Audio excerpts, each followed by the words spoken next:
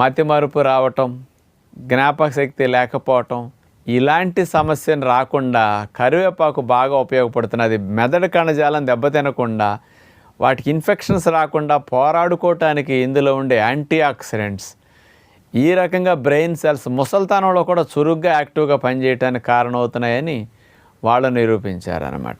మూడవ పరిశోధన 2014 సంవత్సరం తమిళనాడులో జరిగింది, మన ఇండియాలోనే. University education and research centre వారు ఈ పరిశోధన చేసి ఏం చెప్పారు అంటే, కరివేపాకులో యాంటీ ఆక్సిడెంట్స్ అనేవి అతి ఎక్కువగా ఉన్నాయి, పుష్కలంగా ఉన్నాయి.